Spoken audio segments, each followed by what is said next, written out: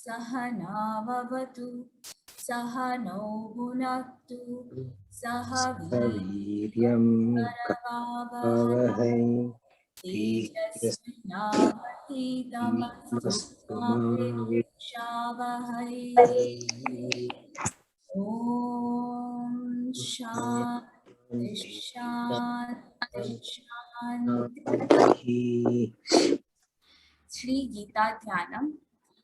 ओम पार्थाय प्रतिबोधितां भगवता नारायणेन स्वयं व्यासेन कथितां पुराणमुनिना मध्ये महाभारतम् अद्वैतामृतवर्षिणीं भगवतीम् अष्टादशाध्यायिनीम् भगवद्वामनुसन्तधामि भगवद्गीते भवद्वेषिणे।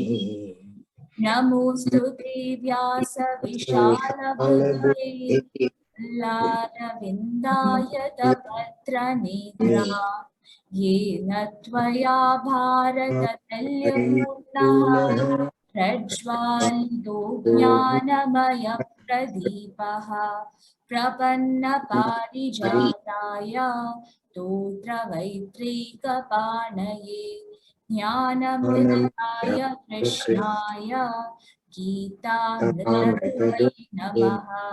सर्वोपनिषदो गावो गीता गोपालनन्दनः पार्थो वत्सः सुधीर्भोक्ता दुग्धं गीतामृतम् अहत् वसुदेवसुतं देवं सचाणूरमर्दनं देवकी परमानन्दं कृष्णं वन्दे जगद्गुरुं। भीष्मद्रोणतटा जयद्रथजला गान्धारवीकला शल्यग्राहवती कृपलावहनी कर्णेन वेलाकुला अश्वत्थामविकर्णघोरमकरा दुर्योधनावर्तिनी सोतीर्णा खलु पाण्डवैर्नदी कैवर्तककेशवः पाराशर्यवचः सरोजममलं गीतार्थघन्तोत्कटं नानाज्ञानककेसरी हरिकथा सम्बोधनाबोधितं लोके सरिशनषट्परैरहरः पीपीयमानं मुदा भूयात् भारतपङ्कजं कलिमला प्रध्वंसि न श्रेयसे। मूकं करोति वाचालं पङ्गुं लङ्घयति गिरिं तत्कृपातमहं वन्दे परमानन्दमाधवम्। यं ब्रह्मा वरुणेन्द्ररुद्रमरुतः स्तुन्वन्ति दिव्यैस्तवैः वेदाङ्गपदक्रमोपनिषदे सामगाः ध्यानावर्तितदग्धतेन मनसा पश्यन्ति यं योगिनो यस्यान्तं न विदुःसुरासुरगणा देवाय तस्मै नमः। देवाय तस्मै नमः। देवाय तस्मै नमः। Hari Om. So we start chapter 8 today, Akshara Brahma Yoga, or the yoga of the imperishable truth. So we will see what the imperishable truth is in Bhagavan's own words. So up to chapter 6, the focus was on the nature of the self, Atma Swarupa. And along with that was covered the performance of action and the renunciation of action thereafter. Chapter 7 onwards till chapter 12 is the nature of the Lord, or Ishvara Swarupa. And along with that, devotion unto the Lord will be covered. In chapter 7, which was the first chapter of section 2, Bhagavan says that his nature is constituted of the Paraprakriti and the Aparaprakriti. The Paraprakriti, which is consciousness, the source of all sentiency, the Jiva Bhuta, Jiva Bhutan, Bhagavan says. This is the Sutra. And the Aparaprakriti, which is the manifestation of consciousness and of its varied nature, is inert. This is the Manigana. Then Bhagavan describes 4 kinds of people who worship him. The Artha, the Artharthi, the Jigyasu and the Jnani. And he says in the last 2 verses of the chapter that these or those people who are devoted to the Lord, these 4 kinds of people who are devoted to the Lord, they come to know about 7 things that together comprise all of knowledge about all karma or action, about the self and the Brahman. And Bhagavan says, Jara Marana Mokshaya Mama Shritaya Yantiye. Those who have seen the limitations of worldly life, and in order to overcome these limitations with the goal to liberate themselves, get mukti from these limitations, they strive after they have taken refuge in me. Taking refuge in Bhagavan, Mama Shraya. There is also a hidden, or an implied 8th aspect that the devotee comes to know. And what is that? We will first see what the 7 are, then we'll come to the 8th one. So Bhagavan says, those who worship me for transcending samsara, for liberation, those who strive spiritually, having taken refuge in me, they come to know me. And how do they come to know me? They come to know me as one, Te Brahma, that Brahman. Then he says, Adhyatman, the pure self. They come to me, know me as the pure self. Then Karma Akhilam, all action that is required to complete the pursuit. Obviously, what is the pursuit here? The pursuit of transcending the spiritual path, that pursuit. Whatever action is required to complete that pursuit. And then Adi Bhuta, along with the physical manifestations. Then Adi Daiva, along with the subtler effulgent principles. And then Adi Yagya, along with the sacrifices. And then he says, Prayana Kalepi, even at the time of death, you come to know me. Now, the 8th aspect is covered by the use of the word cha. Cha means and. So, Prayana Kalepi means even at the time of death. But Prayana Kalepi cha, and also. And also. That and also means that you come to know me at the time of the death, and also what? And also before the time of the death. During the lifetime. So, they are aware of me, they remember me, and they are connected with me during their lifetime also. The conclusion is that a person of wisdom not only realizes the absolute essence that sustains the entire world, the sutra that ties all the Maniganas together, but having realized that, knows that this essence, the self, is the reality on which all actions, the instruments of action, the world of perception, all of these are superimposed.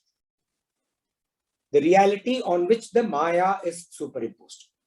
The Brahman on which the Maya is superimposed. And therefore, by knowing the self, everything, because everything is what is superimposed. So by knowing the self, everything is known.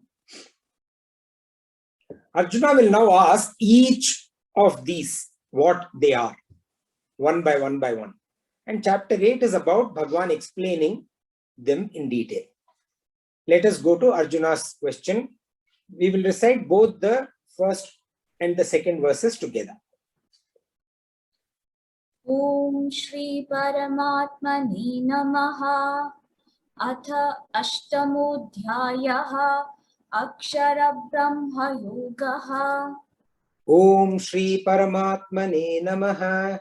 Atha Ashtamodhyayaha Akshara Brahma Yogaha. Arjuna Uvacha. Arjuna Uvacha. Kim Tad Brahma Kim Adhyatmam. Kim Tad Brahma Kim Adhyatmam. Kim Karma Purushottama. Kim Karma Purushottama. Adibhutam Cha Kim Proktam. Adhibhutam cha kim proktam. Adidaivam Kim Uchyate. Adidaivam kim uchyate. Adiyajñak Katam Kotra. Adiyajya katam kotra. Dehesmin Madhusudhana. Dehesmin madhusudhana. Prayanakale Cha Katam. Prayanakale cha katam. Jnyosi Niyatatmabihi. Jneyosi niyatatmabihi. Arjuna Uvacha. Kim Tad Brahma Kim Adhyatmam. Kim Karma Purushottama. Adibhutam Cha Kim Proktam. Adidaivam Kim Uchyate. Adiyajñak Katam Kotra. Dehesmin Madhusudhana. Prayanakale Cha Katam. Jnyosi Niyatatmabihi. So Arjuna says, O Purushottama. Arjuna addresses Bhagavan in this manner. There is tremendous significance in the way Arjuna addresses Bhagavan in these two verses. We will see that in a bit. Purushottama, you look like a Purusha, and I also look like a Purusha, but you are supreme. Not an ordinary Purusha like me. You are infinite. Purushottama means the supreme among human beings, among all beings, the supreme among beings, the all-knower. Purushottama signifies the all-knowing, the all-knower. And what does Arjuna ask this all-knowing Purushottama? He says, Kim Tad Brahma. What is that Brahman? Are you referring to the Sopadika Brahman or the Nirupadika Brahman? See, Bhagavan talked about the two natures of his, right? The Paraprakriti and the Aparaprakriti. Sopadika means Sa Upadika, Upadi Sahita. That means along with the Upadis. Brahman, which is taken along with the gross, subtle and causal aspects of manifestation. That is Sopadika. This is also called Saguna Brahman, which means Brahman with Guna, the three Gunas, or also referred to as Ishvara. And the Nirupadika, where there is no presence of the gross, subtle and causal aspects. Satyam Jnanam Anantam Brahma, the infinite bliss, the ultimate consciousness, the pure consciousness. Also called the Nirguna Brahman, or now Bhagavan will say Paramam Aksharam. Are you referring to only this pure consciousness, which is Nirguna, or are you referring to the consciousness along with its manifestation in the gross, subtle and causal forms, which is Saguna? That is what Arjuna is asking. Then he says in his second question, he says, Kim Adhyatmam. What is that which refers to the self? Is it only the gross body, the subtle mind and intellect, and the causal vasanas or inherent tendencies? Is it one part of all these, or all together that these people come to know, the worshippers? What is it that they come to know? Then he says, Kim Karma. At this level of spiritual wisdom, the Artha, Artharthi, Jigyasu, Jnani. At that level, they've attained that level of spiritual wisdom. At that level of spiritual wisdom, what truly is action? I'm sure, Bhagwan, you are not referring to sitting, getting up, speaking, talking, scaling the Mount Everest, going to Mars. You're not talking about all of that. What beholds as glorified action? I would like to know. So in the Taittiriya Upanishad, action is divided into two parts, yajna or sacrifice and others, all other kind of action. There it says, Vijnanam yajnam tanute, karmani tanute picha. The intellect performs sacrifices and it also performs actions. So Bhagwan actually we'll see, he also talks about Adi Yajnam, right? He also refers to Yajnam later. So is this just ordinary action, Bhagwan, that you're talking about? Or is there some glory aspect in this action? I would like to know. So what is the kind of action these people perform? Those who come to know. Then he asks, Adi Bhutam cha kim proktam? Are you referring to the part of the gross elements, or are you referring to the entire realm of the gross?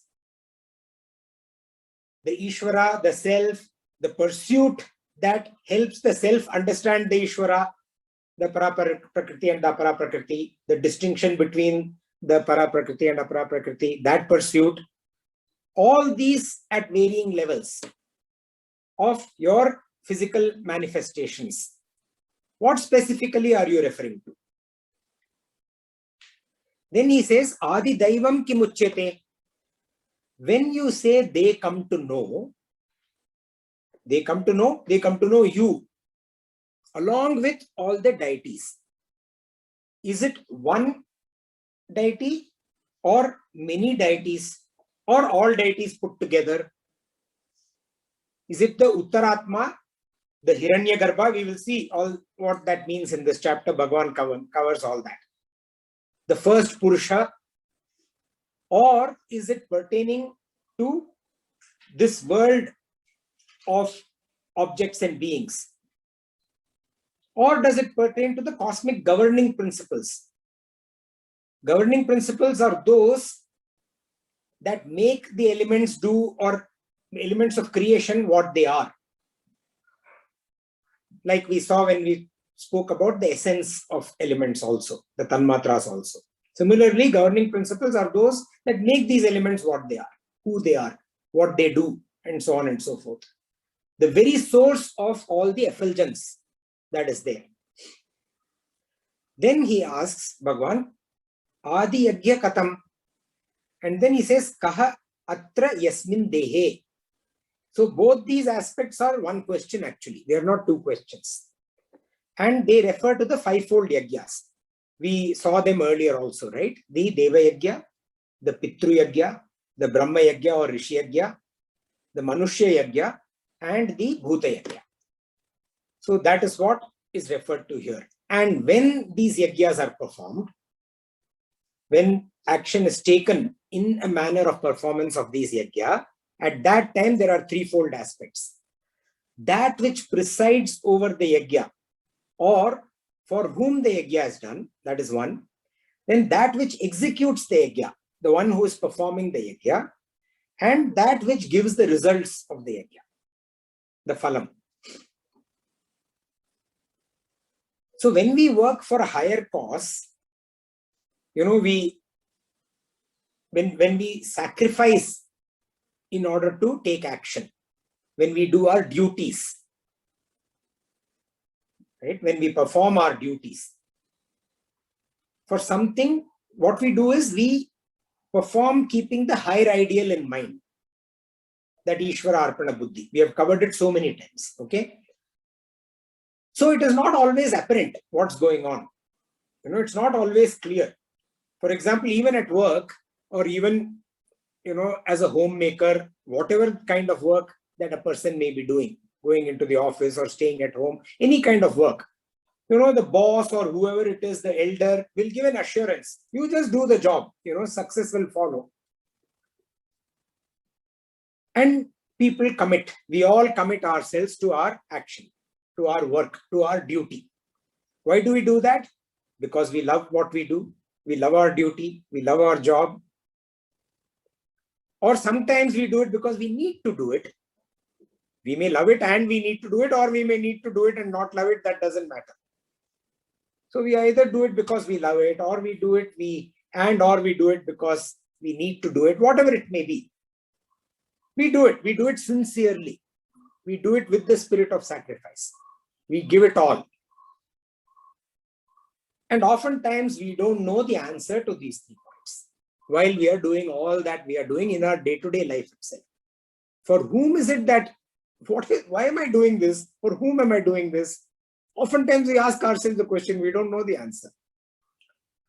What is it that is inside me that is making me do this? That also we don't know oftentimes. And who is now going to come and give the result for this? Is the result going to be given at all or not? So these aspects, when a person is performing action as a sacrifice also, sometimes is unclear. Oftentimes is unclear for many, many people. And that is the same case with people who are at the higher level of spiritual pursuit. And that is what Arjuna is asking here. And Arjuna, what is he asking? He's saying, Katham. Adi Yagya Katham. Which means he's saying, how do I understand who this is? And he says, Kaha atra yasmin dehe. How do I understand and how do I recognize who it is in the bodily form? That is the question Arjuna is asking. And then he asks, Prayana kale chakatam. That's the 7th question. Nyeyo si ni atatma bihi. So at the time of death, how are you to be known, O Lord? By this person who is self-controlled. At the time of death, we all know that the senses are not in our control. The person may be self-controlled, but at that moment, nothing is in our control. Our body, mind, intellect, senses, nothing is in our control. The mind is beyond access. Helpless. People are helpless at that time. How do I know? How do I know you then? So Bhagavan in the previous chapter, last verse just mentioned, phrases, and he left it. It's very easy to say, but it's very difficult to, understand this. So how do I know you? Please explain in detail, Bhagavan is asking. And the hidden question, apicha, that part, and also at the time of death, implying that before death also. How do I understand you throughout my life? So in the second verse of the, or the second verse of the 8th chapter, Bhagavan addresses Bhagavan as Madhusudana. Earlier he had addressed Bhagavan as Purushottama. Madhusudana is one who blessed the world by slaying the Asura Madhu. We have looked at this in detail earlier also. Lord Vishnu was in Yoga Nidra, and from his earwax 2 demons came out. And one of them was Madhu. And that Madhu, because he came from the earwax of Bhagavan, is called Madhu. That Madhu, he stole the Vedas. He did a lot of penance and acquired a lot of powers. And with that power and with the arrogance of having that power, he stole the Vedas. So the creation did not get the benefit of the Vedas. And then everyone had to go to Vishnu and plead with him that Bhagavan, you have to save the Vedas for us. So the main vara that Madhu had got was that I can never ever be slain. See, even Hiranyakashipu had conditions for his death.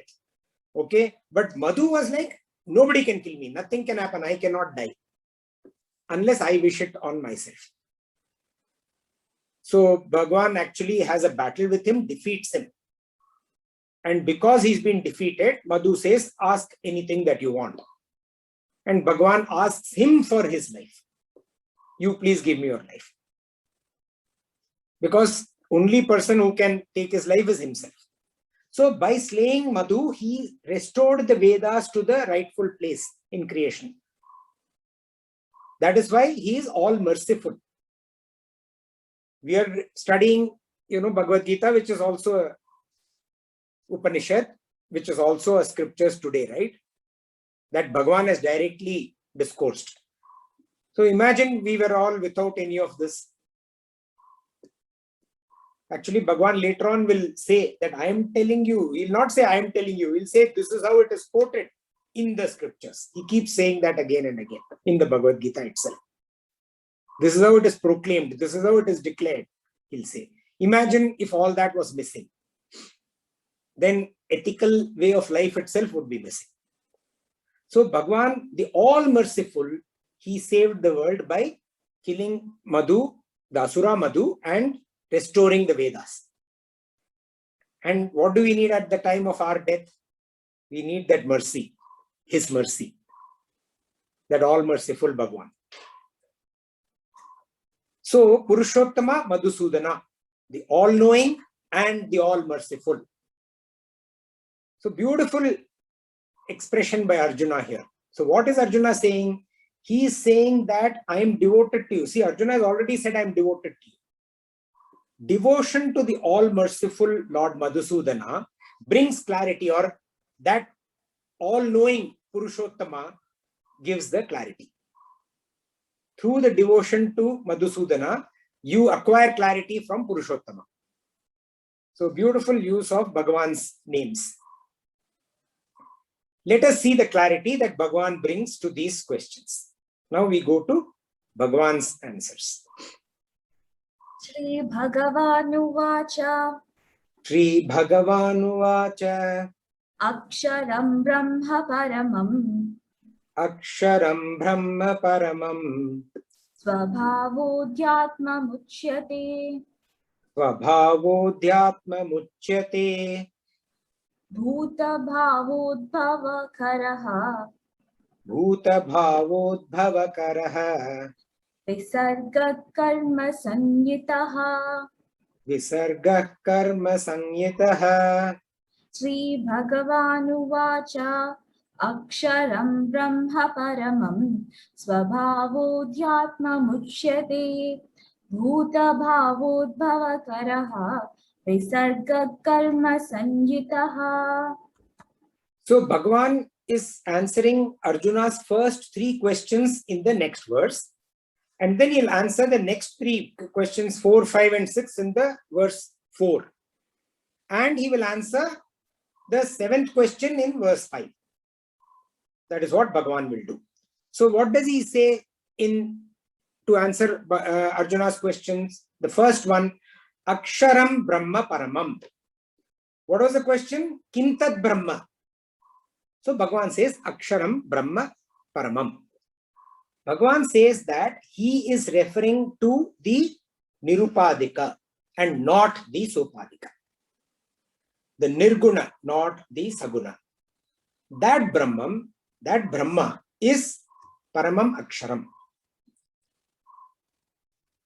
Akshara literally means na sharati or a sharati, that which does not decay, that which does not perish, that which does not have any transformation.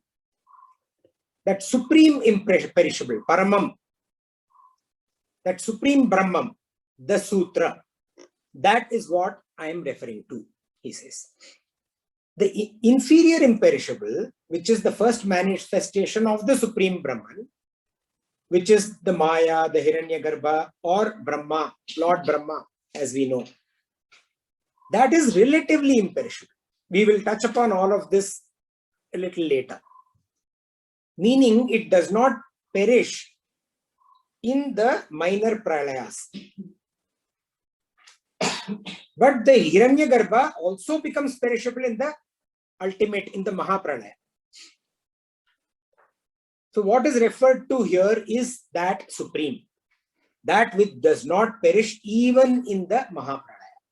That is ever imperishable, that Nirguna Brahman.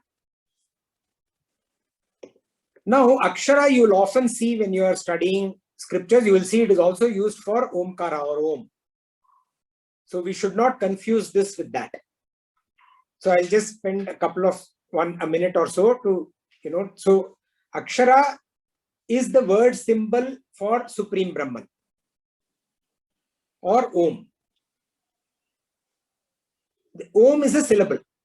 My Guru says, he says words end, sentences cease, but syllables remain forever. So Om is that one syllable name for Bhagwan. Hence it is referred to as Ekakshara. However, that is not what is being referred to here when Bhagwan is saying Akshara Paramam Brahmam. He is referring to the imperishable Supreme Brahman. There are 4 kinds of dissolutions or the pralayas that happen. We shall see those later. But the ultimate pralaya is the Atyantika pralaya. When everything ceases completely. After this pralaya, even Brahma's life is over. But there is only one, only the Akshara Brahma Paramam that remains. According to the poet Robert Frost, the world will end due to fire, which symbolizes desire. But if the world had to end twice, he says, then it will be due to hatred, which is symbolized by ice. It's a nice poem that he has written. It says, some say that the world will end in fire, some say in ice. From what I have tasted of desire, I hold with those who favor fire. But if it had to perish twice, I think I know enough of hate to know that for destruction, ice is also great and would suffice. So a very nice, beautiful poem. And by the way, another great poet, Vedavyasa, has said, much before Mr. Frost. Remember, we have read this in chapter 3.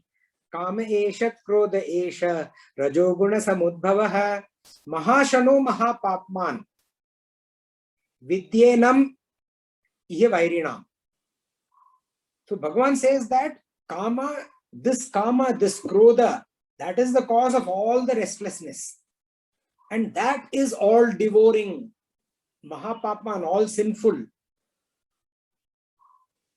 So the cause of pralaya. In time, all lokas are destroyed.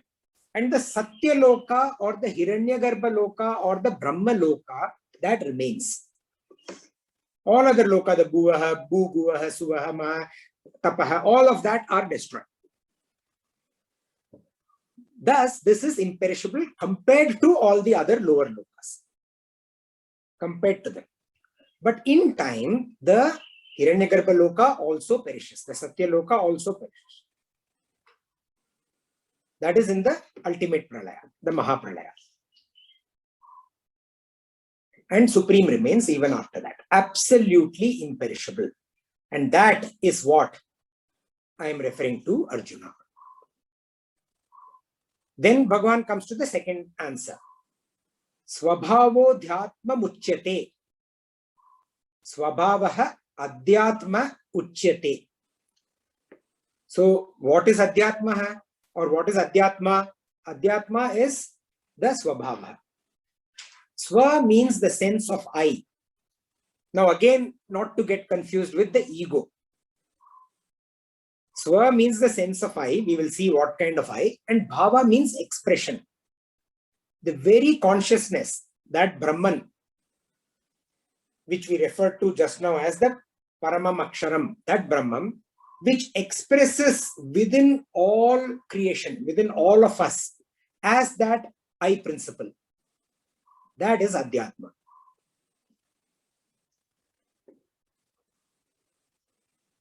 Sri Ramana Maharishi expresses this beautifully in a poem. And there is a story behind it. The story goes that one of his disciples, normally sometimes, in these ashrams with Bhagavan, you are just sitting there. There's no satsang, there is no discussion, there's no pursuit. Just calm, that calm time. Oftentimes you'll just be sitting. Just silence, contemplating, just being there. So in one of those, one of his disciples wrote on a slip of paper, Hridaya Guhara Madhya. The disciple was trying to kind of create a couplet or a poem. And he wrote this phrase. And he's kind of struggling, but he's not able to, he's not getting it, not able to complete it. And then he had to complete an errand, so he gets up and goes and comes back, I don't know, after 10 minutes or whatever, or 15 minutes, whatever. But when he came back, he finds that Sri Ramana Maharshi has completed this beautifully. And that nice little poem, that shows us what this Swabhava Adhyatma is. So what Bhagavan Ramana Maharshi had written is, he says, Hridaya Guhara Madhye Kevalam Brahma Matram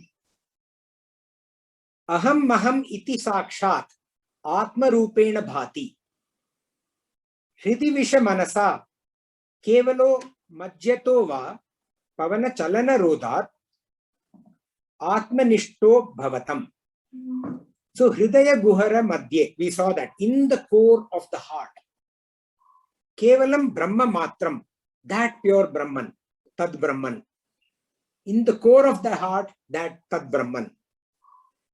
Aham Maham Iti Sakshat, that voiceless, thoughtless Sakshat, witnesser, that principle of I. The one who has no voice, the one who is thoughtless, is just witnessing, pure witness. Witnessing ceaselessly without a break. Atma Rupena Bhati, shines as the self. Hridivisha Manasa, into that heart you enter with your mind. Into that heart which has this presence of this expression of this witness, pure witness. Into that heart you enter with your mind. Kevalo Majyato Va, immersed in devotion. Immersed. Remember that gulab jamun example? Completely immersed in the syrup, absorbing. Immersed in devotion, you enter. So look at this beautifully. So you have this core of the heart. In the core of the heart is that Brahman, which is the witness, that principle of thoughtless I, ceaselessly just looking at everything. And look at the appropriateness of doing this in a session where everybody is just there. No satsang, no lecture, no talk, no puja, no ritual. People are just sitting, just there, witnessing what's going on. And there you enter with the mind. And what kind of mind? Mind which is immersed in devotion.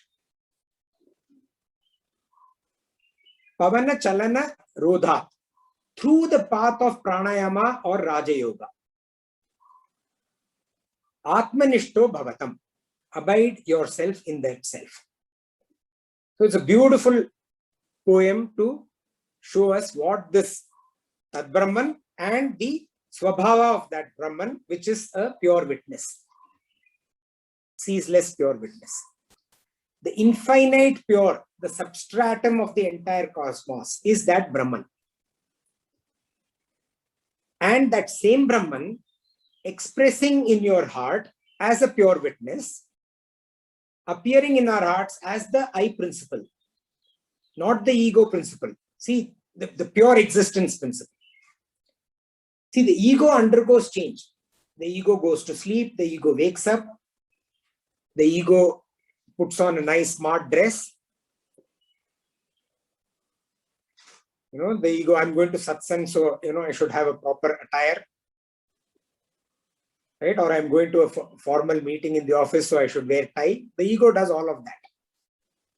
The ego goes and wins a match. All of that the ego does. So it undergoes through all of that change, not that ego, the pure consciousness, which is just there, ceaseless presence. That is called Adhyatma, Bhagavan saying. Senses end in the dream state. Mind ends in the deep sleep state. Adhyatma does not end. Sri Ramanujacharya says that both the Akshara and the Adhyatma should be known by the aspirant of liberation. Whoever is aspiring to get liberated should get to know both the Akshara and the Adhyatma. The former, the Akshara, is what should be attained, and the latter, the Adhyatma, is what should be relinquished. That's what Sri Ramanujacharya, beautiful. And then Bhagavan goes to the third question. Karma samyitaha. That is spoken of as karma, Bhagavan says. What is spoken of as karma? See, Bhagavan devotes only half a line to himself. When he answers Kim Tat Brahman, half verse. But karma, one full verse. So, of so much in Bhagavad Gita, he has said action, duty, action, duty. He has glorified action. Once again, he is glorifying action by devoting more to action than even himself. So we all know the importance of what is this doing which can be defined as always spiritually striving. That doing. And that, if one does not do, takes him away from spiritual pursuit. So we can do action, but if we don't do it in this manner, it takes us away from spiritual pursuit. And that, Bhagavan says, is Visarga. Visarga means giving up, Tyaga, offering. So Visarga. I learned a very good lesson from my brother Deepak long time back. A beautiful lesson. He had written on his study table, He says, be a bargain in life. Give more than you expect in return. That is Visarga. In Yajna, one is always contributing. And when you are contributing, everything is getting nourished. We saw in the Yajna spirit, remember? Nourish through your Yajna spirit, and the world will nourish you in return. The entire cosmos, all beings and objects are nourished. Family is nourished, neighborhood is nourished, city is nourished, country is nourished, world is nourished, society is nourished, cosmos is nourished through the Yajna spirit. Visarga actually means offering. In all other action, we are only getting. In action that is Visarga, we are actually doing, we are offering. And Bhagavan says, Bhuta bhavot bhavakaraha. That's what Bhagavan says. Bhuta, beings and objects. Bhava here is bhavaha, birth, taking birth, coming into being. That is bhavaha. Not expressing after coming into being. This is the expression of coming into being. That bhavaha is what is referred to here. The first bhavaha. And udbhavaha is growth, vriddhi, development. That is udbhavaha. So that which promotes birth, nourishment and growth of beings. How does it promote birth, nourishment and growth? Through Visarga, through offering, through Tyaga. That, Bhagavan says, is action. That giving up is action. Now let us see in one word the three. Bhagavan has answered three questions, right? So what is that Brahman? Bhagavan says that Brahman is Paramam Aksharam, the supreme imperishable. Then he is asking what is Adhyatma? Bhagavan says Swabhava is Adhyatma, the ceaseless, pure presence of consciousness, pure consciousness as the I principle. And what is karma? Bhagavan says Visarga. So we must remember this. What is that Brahman? That is the imperishable Brahman. What is Adhyatma? Swabhava. The expression of that Brahman as the ceaseless witness inside the core of your heart. And what is karma? Visarga, giving up. The offering that nourishes objects and beings through giving up. And Bhagavan continues in the next verse.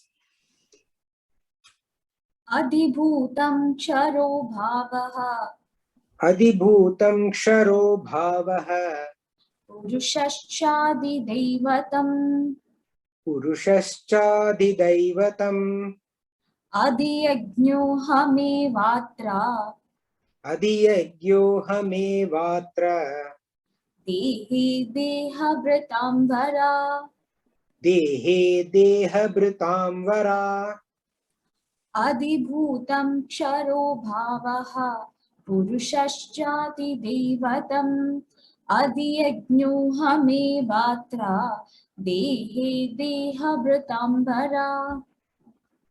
So Bhagavan says, answering Arjuna's fourth question, he says, Adhibhutam ksharo bhavaha. Whatever you see that is perishable, that is experienced through the senses, that is Adhibhutam. The gross or physical, whatever is physical gross, which is perishable.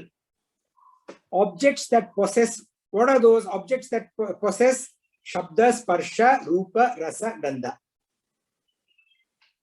Those are the ones which are experienced through the senses. Kshara is the opposite of Akshara.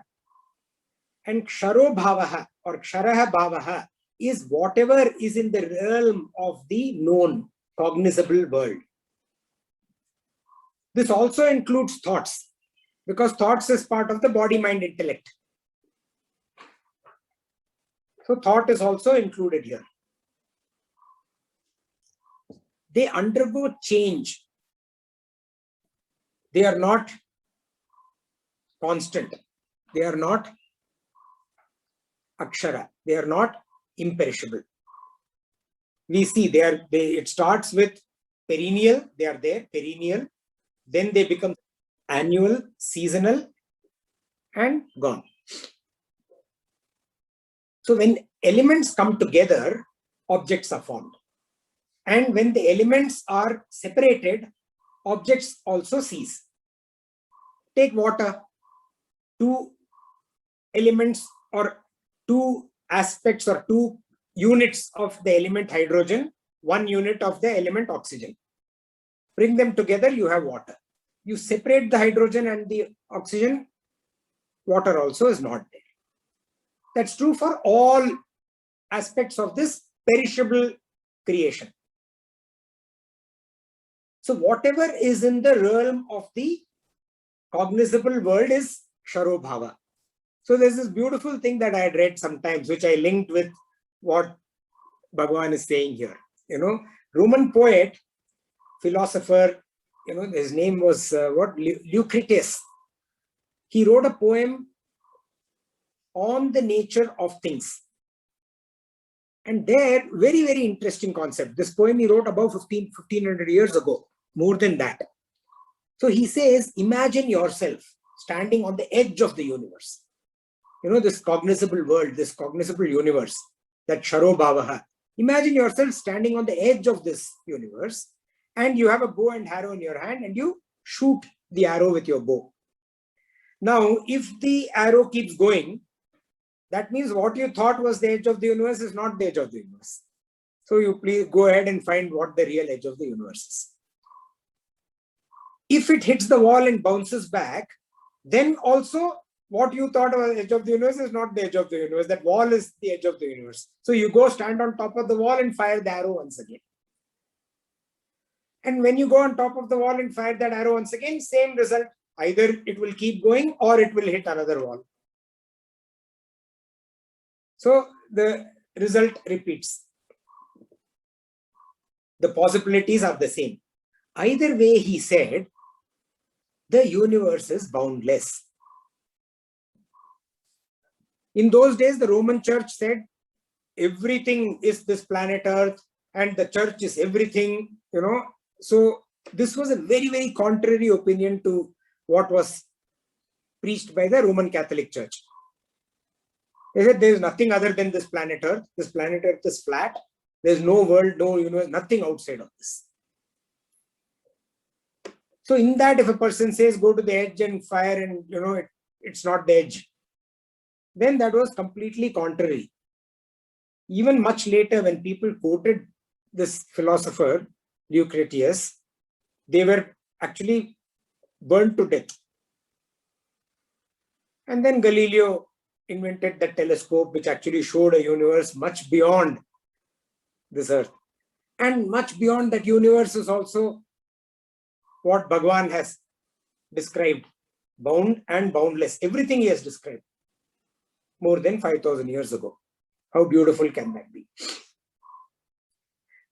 And coming to the answer to the question 5, Bhagavan says, Purushascha Adi Daivatam. The Purusha is the Adi Daiva. That's what Bhagavan is saying here. Purusha literally means person, human. From the level of non-form, the first form that comes up is Purusha.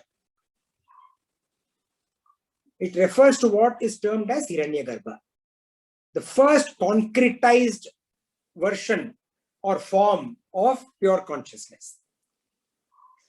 Pure consciousness evolves into Hiranyagarbha or the cosmic being. And that creates the realm of the gross physical world. And how does it create? Through the power of Maya. And at the time of Pralaya, all the Adi Bhutam dissolves into the Adi Daiva. And in the ultimate dissolution, the Mahapralaya, the Adi Daivam also dissolves into the pure consciousness. So since the Hiranyagarbha remains when the Adi Bhutam dissolves, when the Adi Bhutam is destroyed, it is called Akshara. And this Akshara perishes into the Brahman, into the super consciousness. And that is Paramam Akshara. This Purusha has come from the Paramam Aksharam through the power of Maya, the creative aspect of Maya, which we saw. We saw the creative chain, right? The gross or the Adi Bhutam is the manifestation of the Akshara. And all deities are expression of this Purusha alone. That is the Adi Daiva, is what Bhagavan's answer is. And then Bhagavan says, Adi Yagyo Hame Vatra. And he also includes the word Deha. So he's saying, Adi Yagya Aham. Adi Yagyo Hame Vatra. Adi Yagya Aham. Adi Yagya is me in the body. In the body means in the body of the performer, in the body of the receiver. I am the one who is appeased through all yagyas, in all the yagyas. That beautiful poem, Akasha Patitam Toyam Yada Gacchati Sagaram Sarvadeva Namaskaram Keshavam Pratigacchati.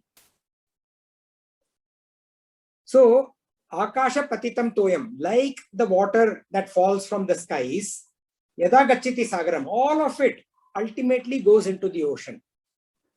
Similarly, Sarvadeva Namaskaram, all yagyas, all worship to all deities, Keshavam Pratigacchati. They come to me alone. I am the Adi Yagya, Bhagavan says.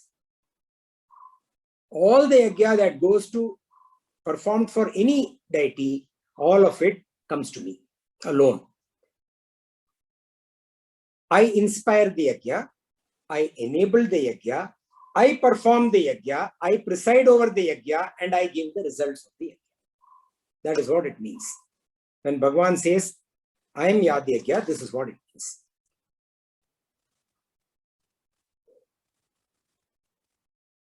And I am in the body of the performer. I am in the body of the inspirer, which is anyway the Akshara Parabrahmam. I am in the body of the presider and I am in the body of the result giver. And remember earlier Bhagavan said, I make the devotion stronger.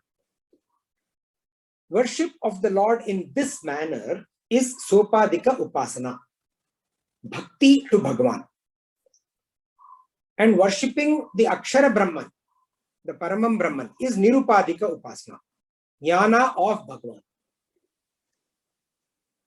Arjuna addresses Sri Krishna as Purushottama. We saw that, right? The supreme among all beings. It is a Sopadika manner of addressing. Exactly what we do when we pray to Bhagavan in the temple, in the form of deities, in the form of avatara, or in the temples. Even when we pray to Akshara Brahman in the temple, it is Sopadika. And Sri Krishna returns the compliment to Arjuna. He says, Deha Britam Vara. Deha Britam. Vara means noblest. Deha Britam Vara, the noblest of all beings. Deha Brit is one who has a body.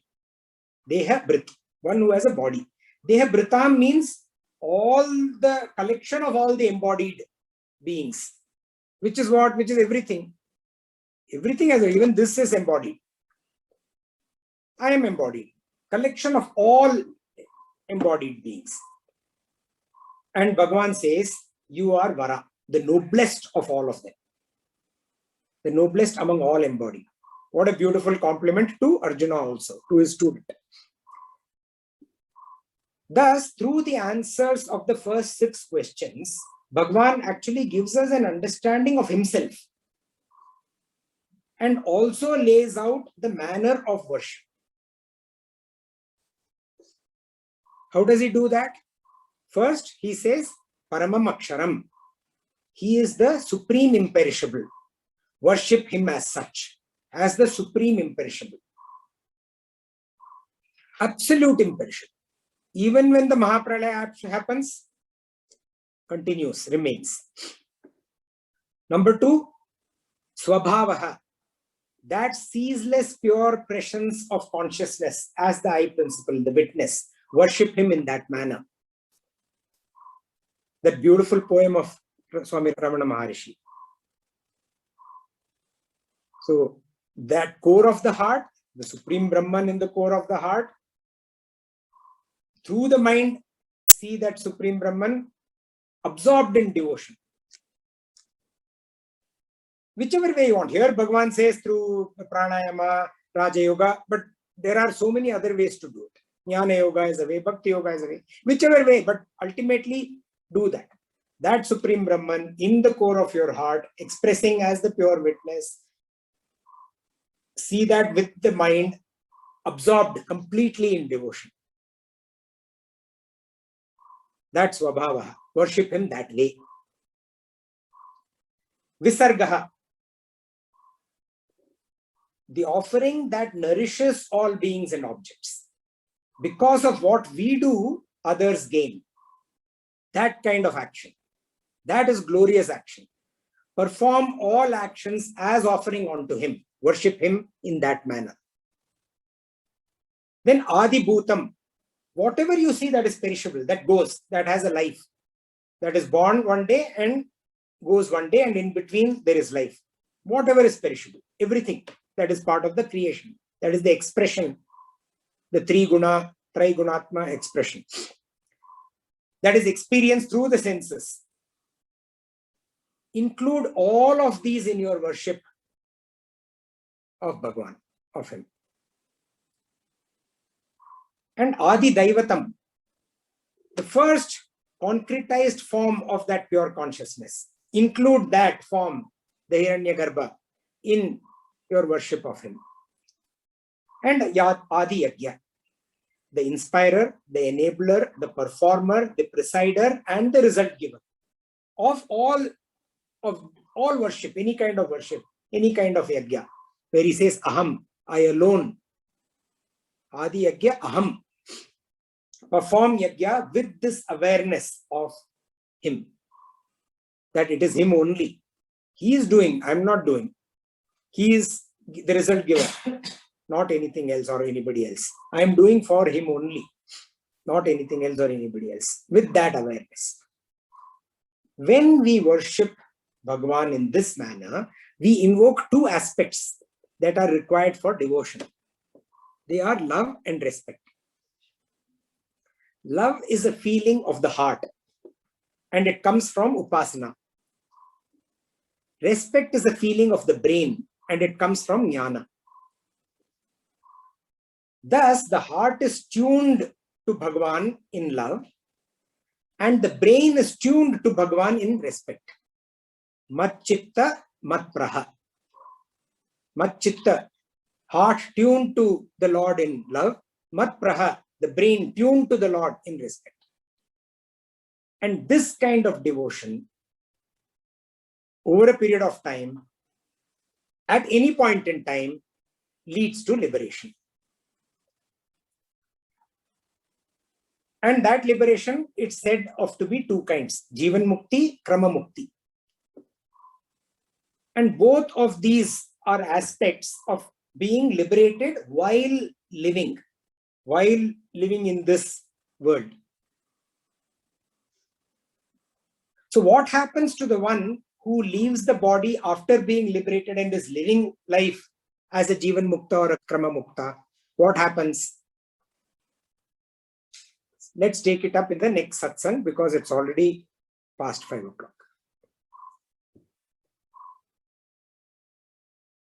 Thank you. Hari Om. So we'll repeat today's verses. Yeah. Om Shri Paramatmane Namaha.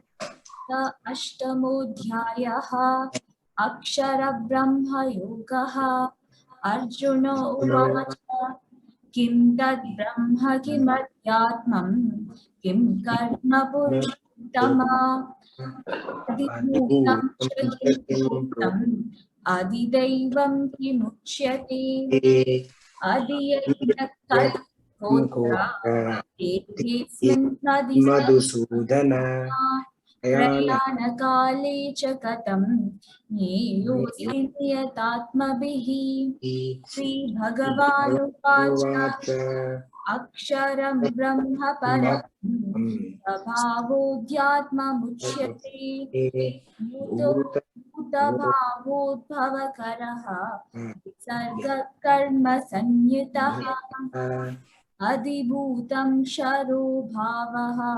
Purushashchadidaivatam Adiyajñohamekata Dehe Teha Vratambara Om Asato Ma Sadgamaya Aso Ma Jyotirgamaya Mrityorma Amritangamaya Om Purnamada Purnamidam Purnamudachyate Purnasya Purnamadaya Purnamevavashishyate Om Shanti Shanti Shanti Hari Om Shri Guru Namaha Hari Om. Hari Om, thank you.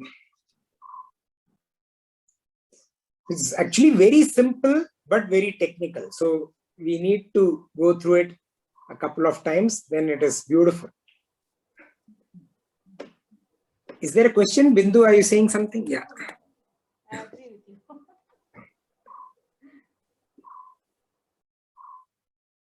So Bhagavan has answered all of Arjuna's questions. He has addressed what he covered at a very high level in the last 2 verses of the previous chapter. And he has described, how this person who knows, how that person knows me. And then he also gives the element of worship with each of these. It's actually worth going through once again. So the first one is, if there are no thoughts and comments, this is definitely you have to go through again and again and again. Paramam Aksharam, supreme imperishable. We should worship Bhagwan as the supreme imperishable. Then Swabhava, the ceaseless, pure presence in the core of the heart, that consciousness, which is the pure witness, doesn't have any ankara, that pure witness.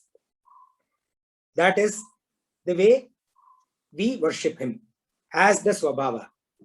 Then Visarga, all action, offerings, that nourishes all beings and objects. So we have to perform all our action as yajna, as an offering to Bhagavan. And Adibhutam, whenever or whatever we see as perishable, which we experience through our sense organs and through our senses, we include all of that. Look at everything and anything as Bhagavan, as God. And Adi Daivatam, the first concretized form of that pure consciousness when it expresses. Include that in our worship. And Adi Yajna, of course, when we are performing our actions as worship, we know what this worship is. We have to be aware of this. And what is that worship? Worship where the inspirer is him, the enabler is him, the performer is him, the presider is him, the result giver is him. We worship with this awareness.